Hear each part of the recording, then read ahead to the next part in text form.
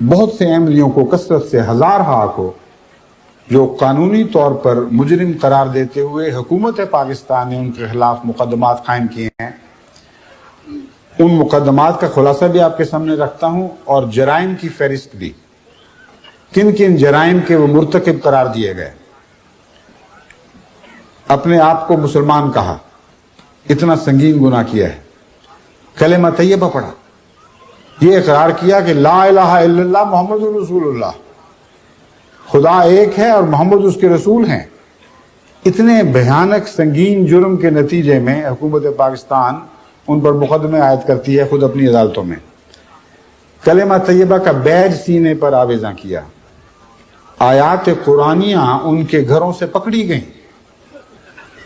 اندازہ کریں کتنا بھیانک جرم ہے۔ ایک طرف افیم پکڑی جا رہی ہے، کلاشن کوفیں پکڑی جا رہی ہیں، ہر قسم کی بدکاریوں کے آلات پکڑے جا رہے ہیں، اور وہ بھی ایک قسم کے مجرم ہیں اس ملک میں بسنے والے، اور ایک وہ مجرم ہے احمدی جن کے گھروں پر چھاپے مارے گئے تو آیات قرآنیاں پکڑی گئیں ان کے گھروں سے۔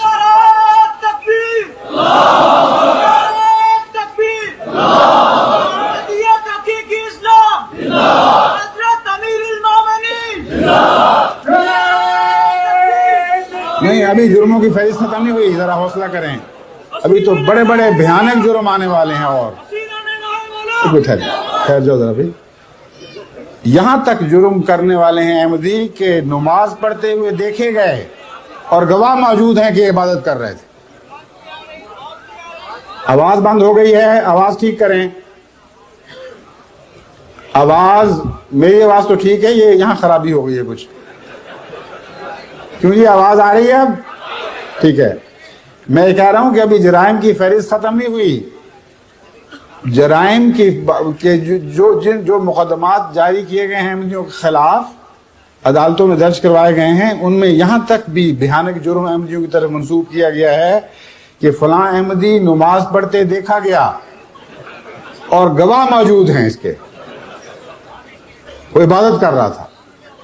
اس سے بڑی بدبختی اور کیا ہو سکتی ہے کہ ملک پاکستان میں ایک احمدی عبادت کر رہا ہے اور اذان دیتے ہوئے پکڑا گیا، تلاوت کرتے ہوئے پکڑا گیا، شاعر اسلام کو اختیار کر رہا ہے، انا للہ و انا الیہ راجعون۔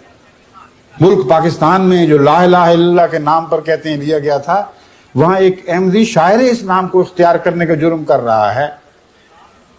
کہتے ہیں مساجد پر کلمہ طیبہ لکھا ہوا دیکھا گیا اور پھر مباہلے کا پمفلٹ تقسیم ہوا۔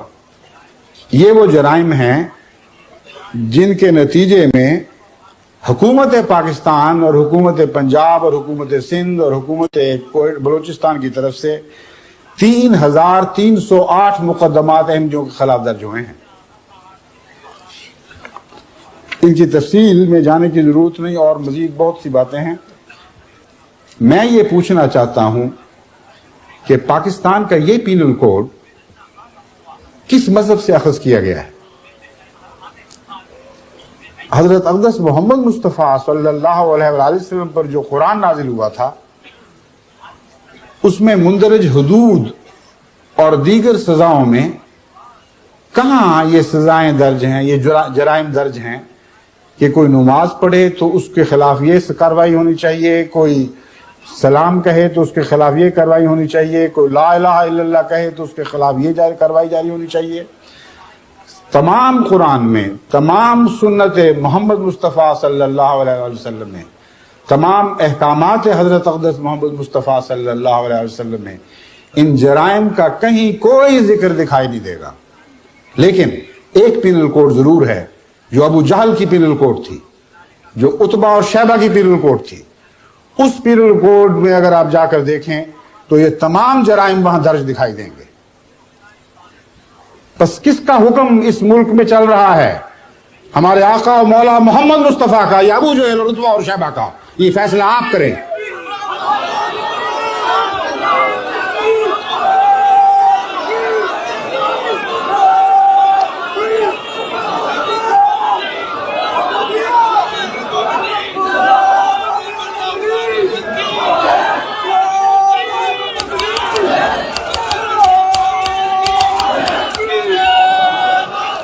گزرے ہوئے 100 سال کی تاریخ گواہ ہے، سائے کی طرح سایہ فگن ہم پہ خدا ہے، گزرے ہوئے 100 سال کی تاریخ گواہ ہے، سائے کی طرح سایہ فگن ہم پہ خدا ہے۔